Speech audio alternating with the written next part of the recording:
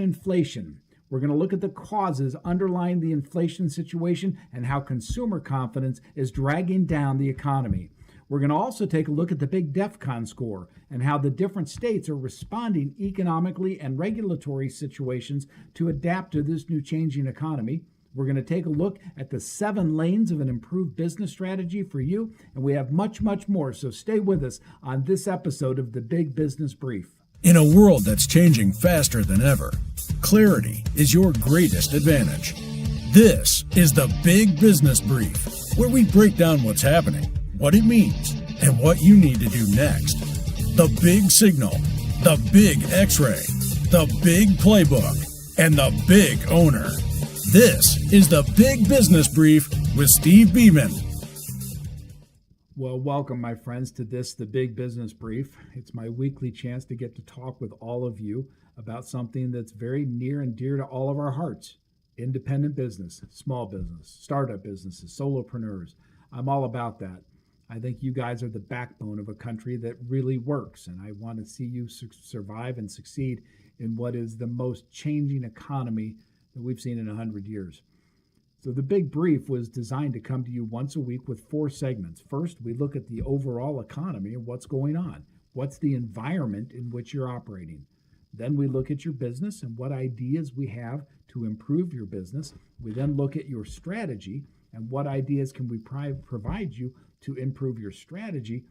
And then finally, we look at you as the business owner.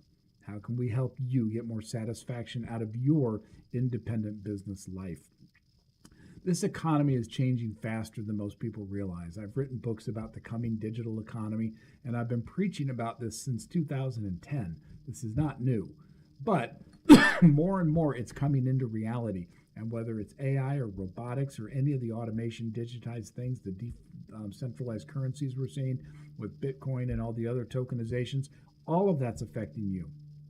And the Big Business Brief weekly is designed to help navigate those waters with you, give you the insights you need. And as I said, we're going to be opening this up in the future to questions live so that I can take your questions. Right now, I do receive questions at steve@stevebeaman.com, and I get a lot of questions from people around the country on what the impact of this or that will be. So I welcome you to write me at steve@stevebeaman.com. I promise you, I've seen the good, the bad, and the ugly of small business. So we are going under a digital economy transformation into a world of debt problems. Whether you're talking about the local, state, or federal level, the states and the federal government are loaded up with debt. That will come to affect you. It is there. You can't get around it.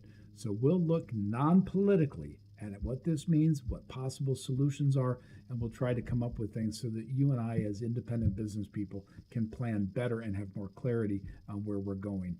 We're seeing changes in regulations across the country and very disparate regulations in the states. I mentioned in the opening, we're going to be looking today at the DEFCON score, which is something I do every month, and interestingly, how it differs state to state. So we'll take a look at that because it is changing. We have labor disruptions coming because of AI and because of the possibilities there. Consumers are under constant pressure. This is not the end of opportunity by a long shot, but it's the end of the old assumptions. And I think we're moving into a world where the microeconomy is going to explode, and we're going to see empowerment of the small guy at a level never seen before, because the technology will allow the small micro companies to grow very, very well, and the big to grow very, very well. It's the ones in the middle that have old assumptions and embedded technologies that are going to have a hard time keeping up. So we're there for them too, and we want to provide all the ideas we can on how those assumptions can be updated. We look for businesses that can adapt in this changing time and stay ahead of the curve. So tonight's 4 segments, and we talk about the big signal, which is the economy. We're going to talk about the DEFCON store. Then the X-ray, which looks at your business. The strategy, which looks at the clarity you have for where you're going. And then we look at the owner. That's our plan for this big business briefing. And I will tell you, I'm glad you're here. So let's look at segment 1, the big signal. This is where we look at the overall economy, because before you can operate effectively, you have to understand the environment you're in. And it does matter what's happening in the economy. Independent businesses right today are flying through bumpy weather. If you think about it in a flying analogy, it's a little bit cloudy, a little bit bumpy, but you're looking ahead and there's thunderstorms out in the horizon. It's a little bit concerning. Last month we talked about cautious optimism. This month the DEFCON score puts us a little bit lower from that. The question, therefore, isn't whether turbulence exists. It does, and we're living in it. The question is how well we understand it and can adapt to it. So let's take a look at the big dashboard. What we're seeing in the overall economy is inflation is slowing, and that's good. If you look at when the Iran war started, the markets tanked.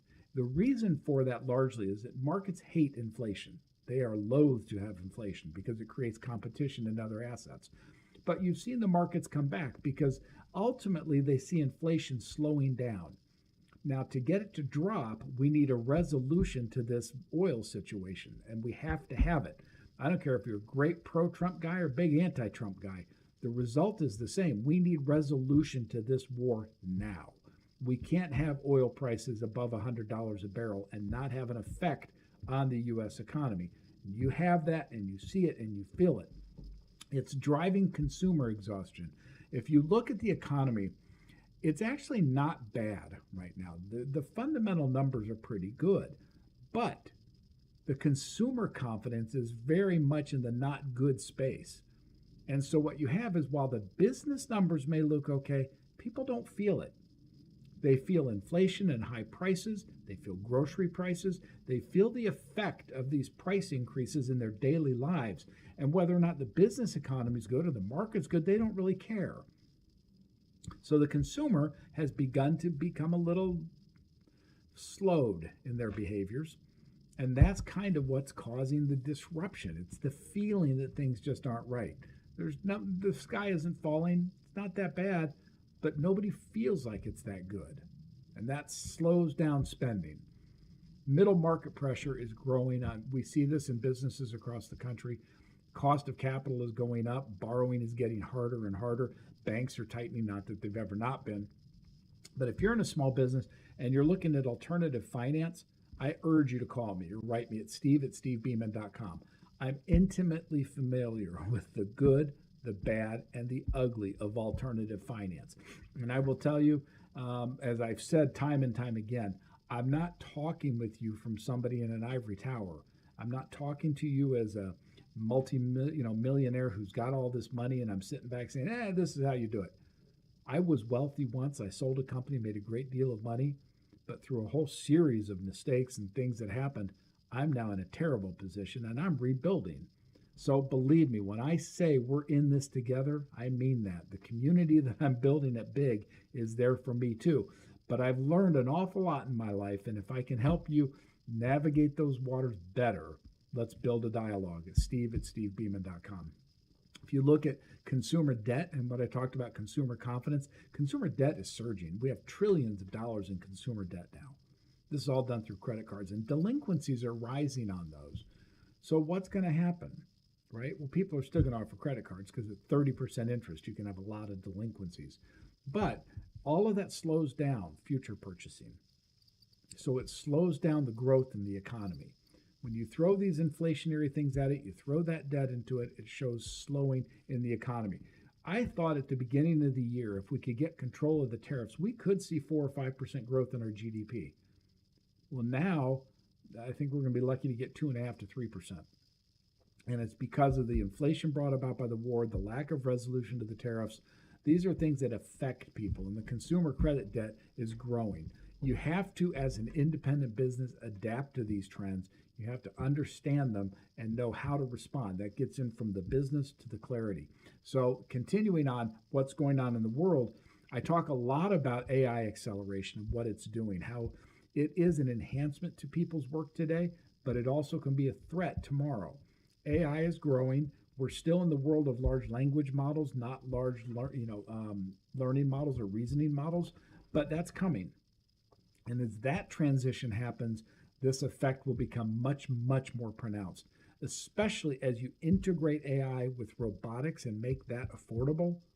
That's going to change things a lot. We already see smart carts in Walmart We see that kind of technology replacing the people. We're going to see more and more of that. And I talked in 2010 about what I called the 10-10-10 economy, where 10% of the people own, 10% innovate, 10% operate, and the rest of us are on our own. And that to me is the explosive growth potential of the solopreneur and the small micro economy. So I want to work with all of you guys to make sure that you grow your business as well as you can.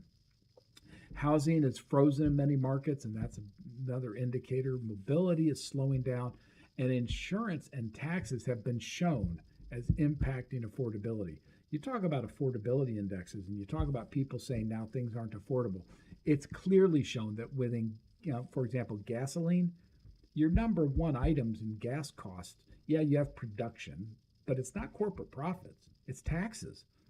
The federal government has talked about suspending its 47 cents per gallon gas tax. Some states are looking to do the same thing, but other states, and I live in Illinois, Pritzker's come out flat out and said, I'm not doing that. They have a percentage-based tax in Illinois, so we pay tax on tax. That's our biggest cost. When you talk about affordability, look at the cost of taxes and regulation. Those are, and that's not political. That's just a fact. So you have to understand your taxes and regulatory environment to understand where the costs are coming from. Now, as I said, I want to look with you on the big DEFCON score. Every month I put out a DEFCON rating, and this was created because I was thinking about your life and my life, and I think we deal in this world of really, it's unique to us, and we're as much a DEFCON as the military. The military has 5 levels. They have kind of stable peace, and they have at war. We have the same thing. It's either really good economy, kind of okay economy, in the middle not so great, or poor or really bad. So I started producing a 1 to 100 ranking, 1 being the worst, 100 being the best, looking purely at economic measures. Unemployment rates, underemployment rates, inflation rates, consumer confidence indexes, manufacturing confidence, PPI, all this stuff. So what we have, when I did this first in March, I came out with a DEFCON score for the United States at 54. That's right in that DEFCON 3, strategic caution. It's not bad, but it's certainly not growing, and it's just there. And the reason for that largely at that time was tariffs and the beginning of the Iranian situation. So the DEFCON score reflected all that. In April, it was a 52. This month, it came down to a 47, putting us at DEFCON 2. Now, what that means is growth is uneven and it's a stress environment. And it's come down because the inflation effect on oil, the lack of clarity on where that situation is going to go, the lack of resolution to the tariff situation, all of that is creating grief for the independent business community. I talk to you folks all the time, and I know that you feel it. I know that you feel the uncertainty brought on by it, and that uncertainty slows things down. Business confidence is very fragile. So is consumer confidence. And it's because of the uncertainty facing us on these things. So this is a very high pressure environment at a DEFCON 2. Now, I want to differentiate that a bit. I've also looked at the request of members at specific states. Now, most of my membership now, and we're beginning to go national, but we have a lot in Illinois, a lot in Florida. Let's call it, those two. Interesting studies. The DEFCON score in Florida is a 61. Now, again, 100, 100 being best. That 61 says they're in DEFCON 2. We're in DEFCON 4 in the country. But they're in a pretty good position. They have strong migration inward. They have business formation numbers that are very strong. They have entrepreneur energy that's very high. They have relative tax and regulatory adjustments going on. They're talking about getting rid of property taxes. That's huge. That fosters a high growth economy.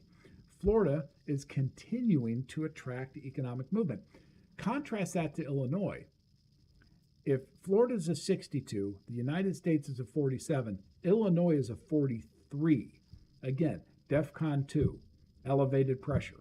The reason for that, and again, I'm not being political here, but you need to think about, who the politicians are that put in policies that cause these problems. In Illinois, we face massive pension pressure. The government of Illinois has not funded the pensions fully in a long time.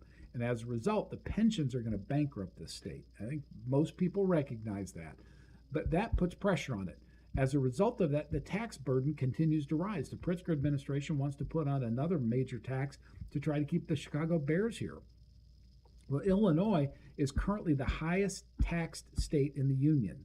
All in, property, gas, sales, income, excise, and all the rest, Illinoisans pay about 16% of their income to the state.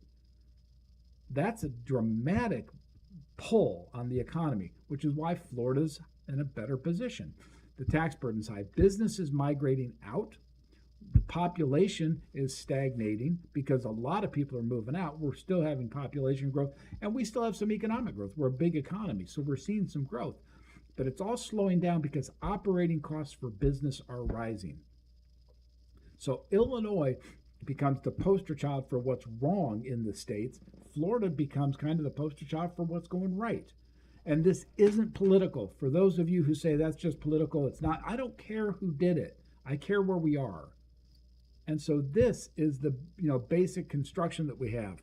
So if you look at Illinois, yes, it's in a little bit more of a challenging position. The economy is no longer one.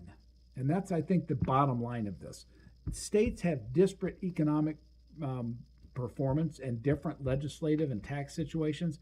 As a small business owner, you may not be able to move, but if you can, you need to think about where you're locating your business based upon these dynamics within the states. I think it was Warren Buffett who recently said he wouldn't even buy a business in Illinois. So things here, if you're a solopreneur and you're here in Illinois, God help you. I am. This is where I live, and I can't move. I have too much family. I have reasons to stay. But the business environment here is certainly suboptimal.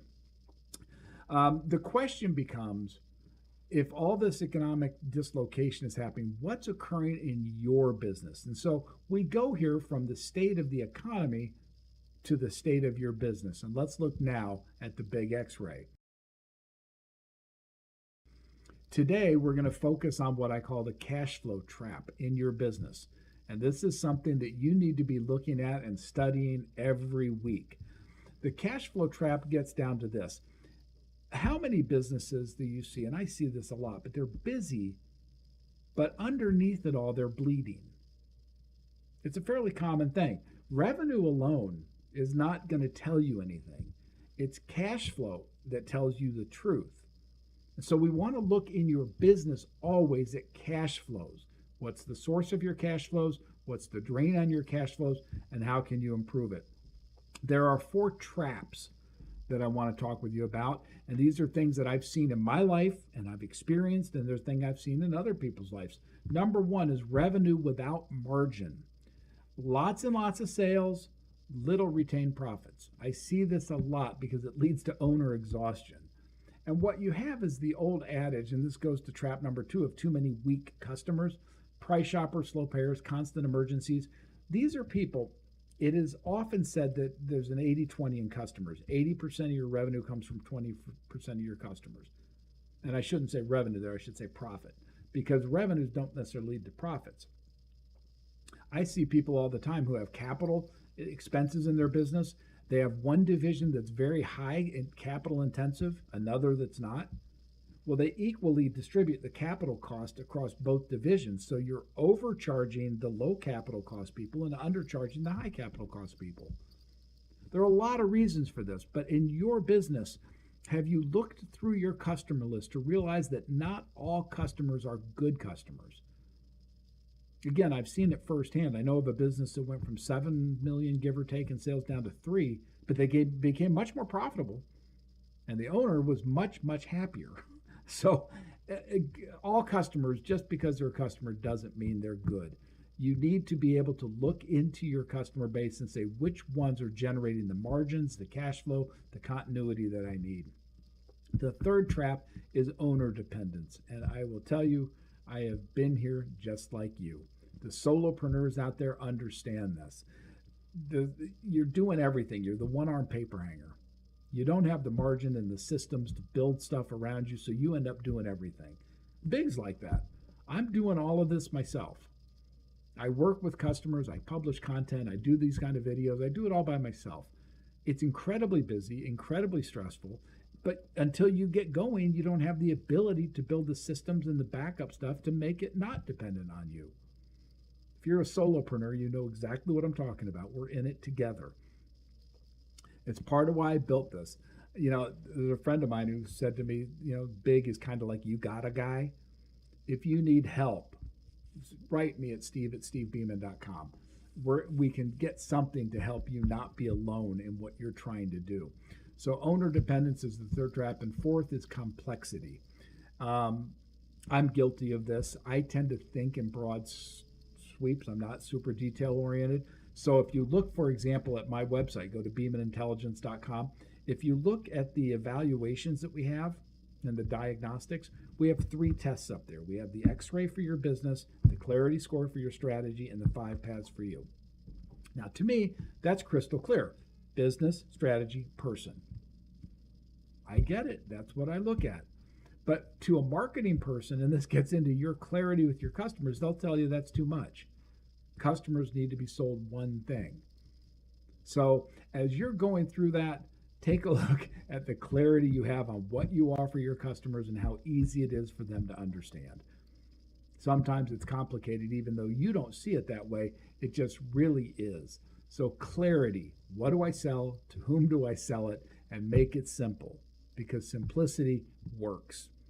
So those 4 things, if you look, and I want to review them just real quick.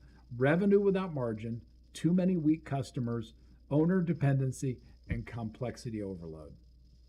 So those are things that we need to watch out for. And there are some warning signs. In the big X-ray, what we do is try to find the warning signs. And here they are. Shrinking margins. You need to be tracking this month to month to month. Rising receivables. If you can't collect on the business, it's not good business. Declining closing rates. Instead of being 1 out of 3 used to close, now it's 1 out of 5. Poor recurring revenue. It's interesting. I work with Stripe. They handle the billing for our membership. It's $25 for people to join and get all the content and counseling and all that stuff. Anyway, I was working with Stripe, and they said that we're in the top 1% of all their companies because we've never had a cancellation.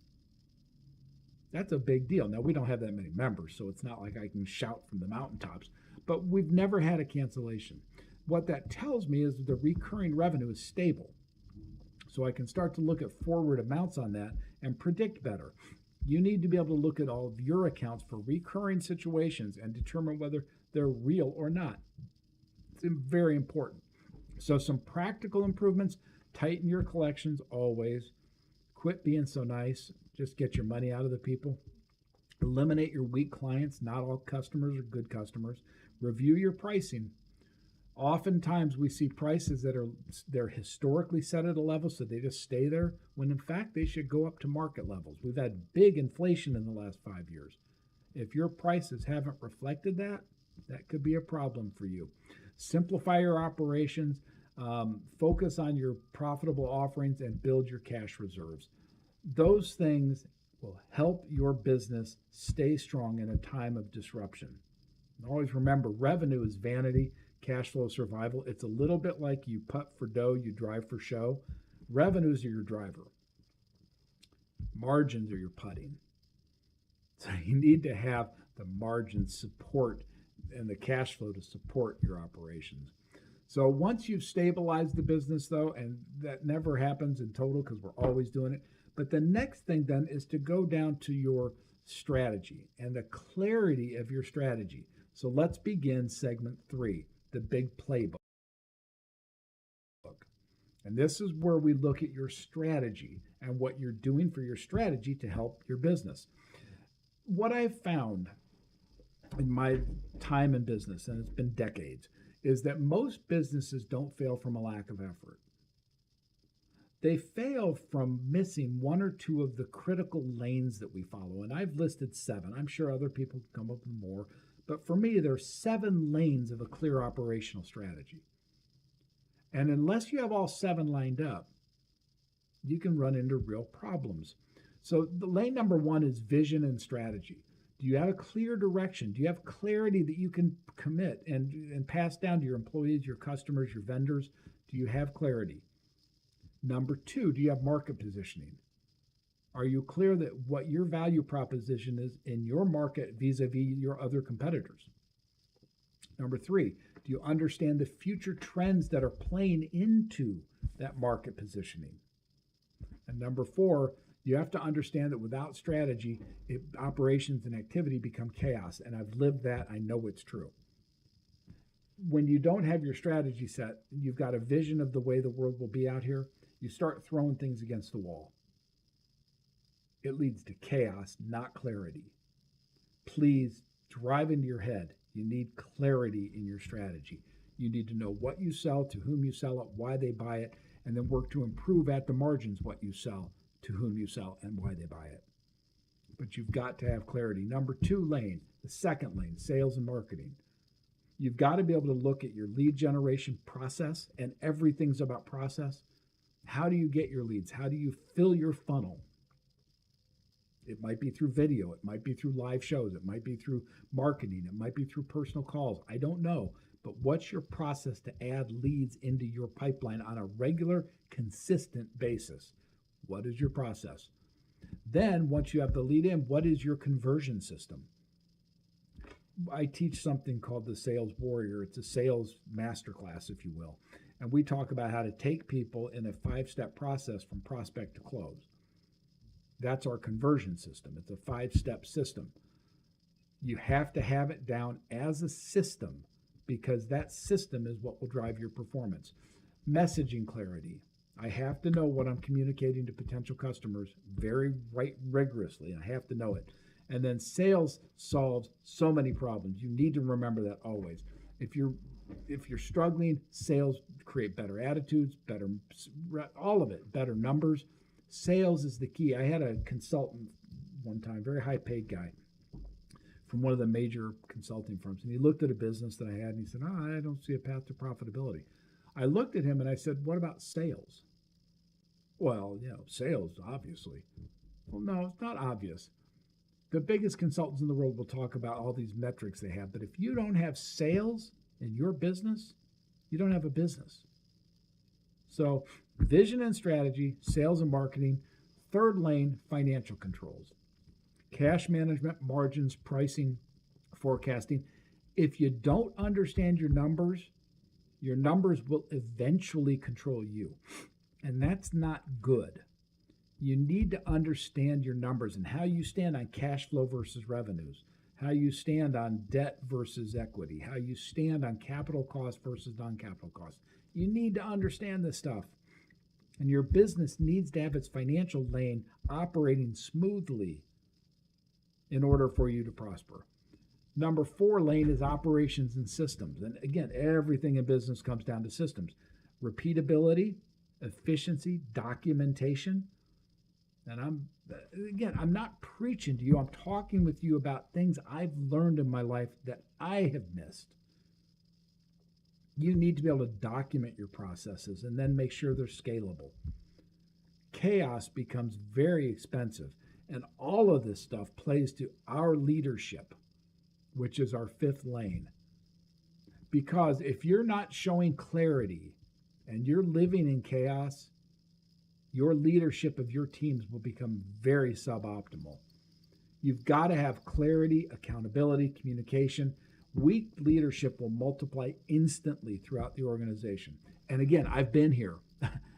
Please know, I'm not preaching to you as one who sits up here in some high tower. I'm not. I've been here. I can tell you this stuff is learned from real experience. If you're right now feeling like you don't have the clarity to lead your team or build your team, write me. Let's talk about it. Let's get on a Zoom and creatively go through ideas you may have or need on how to get that clarity into those groups. Leadership and clarity go hand in hand. Lane 6 is technology. This is facing us. It is the big elephant in the room. I've talked about this for decades, literally. We're moving into the digital economy. And that will affect, if it hasn't already, how you do business. It's not just marketing. It's not just distribution. It's everything. All of these lanes will be affected by the integration of full technologies into your business. Let technology, for example, build you the dashboard to manage your cash flows. It can do it. If you don't know how to do it, talk to Big and get help. But if you look at automation, AI integration, workflow tools, digital leverage, all of this stuff, businesses that fully embrace and engage with AI and its future derivations and its future developments, you're the ones who are going to stay ahead.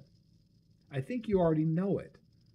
But don't be caught by the charlatans. And I see ads all the time. Pay me X dollars and I'll teach you the magic of all these AI things.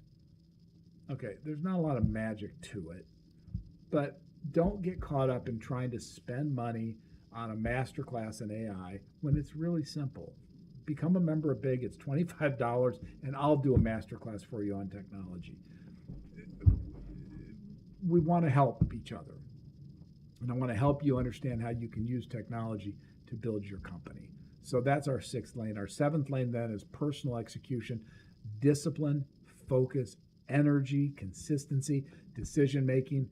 The business often mirrors the owner. And if you're personally living in chaos, the business will be in chaos. If you're personally living in fear, uncertainty, and doubt, the business will live in fear, uncertainty, and doubt. The business owner drives the strategy, which drives the business. And you can't exist outside of that framework because it's real. That will bring us to what I think is the most important part of the weekly brief. And this is true. I'm doing a live show coming up in September in northern Chicago. We've got a 12-hour day to transform you and your business.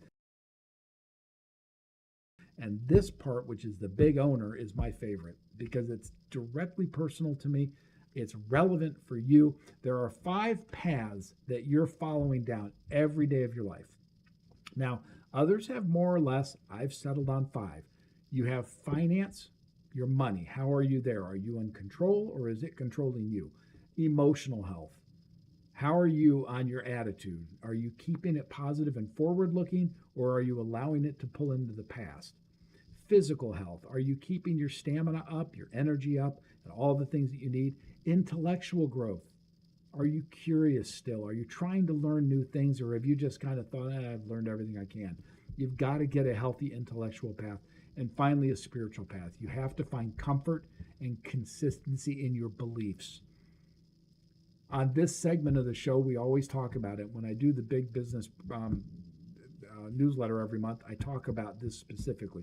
The 5 paths are critically important. Today, I want to focus on the financial path. Again, we'll go through these different weeks, but the financial path is because most business owners that I talk about, they start their businesses, but they don't really have the financial literacy they need to do it. They don't understand the difference between cash flow and revenues or cash flow and earnings. They have lots of questions about business structures and taxes. So financial literacy for the business owner becomes budgeting, cash reserves, debt management. I was talking to somebody recently, and we were talking about Dave Ramsey. I think Dave's a brilliant guy, and I support Dave in his non-debt life vast majority of times. But there are times when debt can be good debt and productive debt. But you have to understand the difference between good debt and bad debt. And then investing. What's an investment? How do you manage the investing opportunities that you have with your capital? And then how do you mitigate risk? Everything you do in your business is an investment. There's a risk and a reward. You'll hear about it, talk, what's your ROI on that? Well, what's the risk of it? You have to understand those things in order to move forward successfully.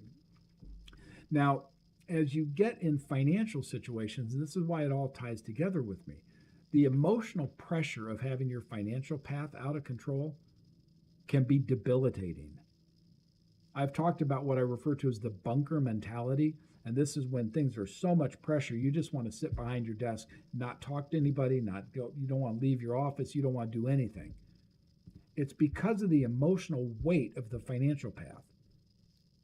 That happens, and some of you may be in that boat right now.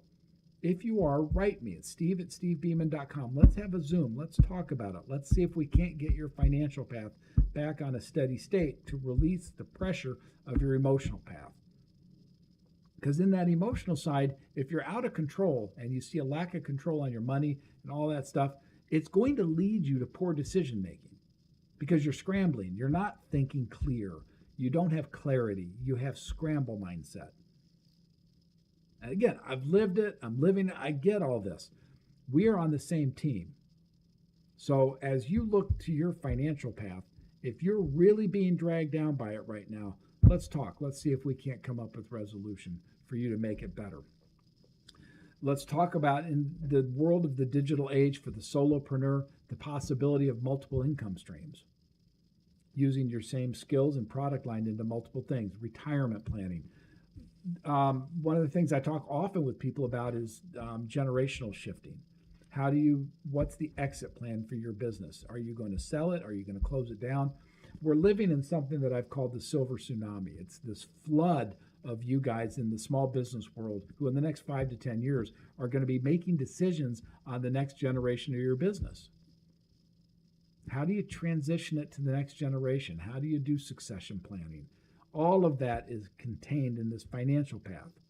Well, that's all the stuff that we work with you on, because I've seen it done right, I've seen it done poorly. So if you need help in transition planning and succession planning, or the idea of selling your business, and again, you hear ads about it all the time. Pay us and we'll tell you what your business is worth. Join big, it's $25 a month, and I'll tell you what your business is worth based on my years in finance. So, I mean, it's not as hard as you think. Do it. Let's get it, under control, and let's get your financial path right. Practical steps. Know your personal burn rates and your business's burn rate, how much you shell out every month on debt service, on operations, on just fund spending. Know your burn rates. Build a 6-month emergency reserve. You're going to need it. Do it. You'll hear it from Dave Ramsey. You'll hear it from everybody else. Just do it. Reduce unnecessary debt. If you can get out of that high interest debt, get it off your books. It's bad debt, serves no purpose. Learn investing basics. Learn about the markets. Learn that those principles of the stock market apply to your business too. So learn those. Bring in the market's expertise into your own business. And separate your personal and business, of course. You hear this a lot. They have separate bank accounts, separate set of books. Your business is your business. Your life is your life. They are separate things. Keep them that way. Most of all, think long term. Start to get clarity in your thought. What happens 6 months down the road, a year down the road, 2 years down the road? It's hard to do. And I respect that. I've not always done that.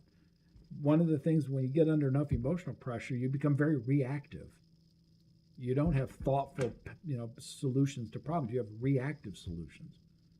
It's inevitable, and it's easy to see how you get there. But for you, try to stay out of the reactive positions, get into the forward-thinking reactions.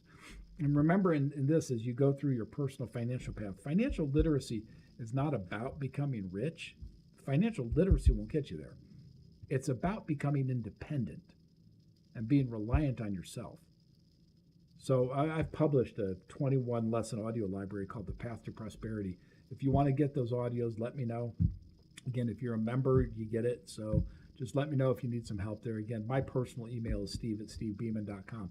Go visit beamanintelligence.com, though. Take those 3 exams. Take the X-ray, the clarity, and the personal exam. They don't cost you a thing. Take advantage of it. It's there for you. If you support what we're doing, I urge you to join us as a member. It's $25 a month. You get all of our content. You get our coaching. You get the stuff that you need. And it's me. So you can buy access into my life for $25 a month. Take it. Take advantage of it. Make it work for you. I do a lot of master classes for people. I'm doing one on sales right now. I'm doing one on technology coming up, one on finances coming up. If any of those areas ring with you and resonate with you, join us and let's do a master class for you. Also, if you're a member, you can come to the live shows for free. As I said, we're doing our first in September. It's 12 hours, one big day to build your big business. And it's about your business, your strategy, and you. And so we're going to spend time with as many folks as we can pack into that room. I look forward to it. But visit beamanintelligence.com, subscribe today, become a member, and let me work with you on making your business big in the biggest age of disruption we've seen since the Industrial Revolution. I'm Steve Beaman. Thanks for joining me, and I'll see you next week.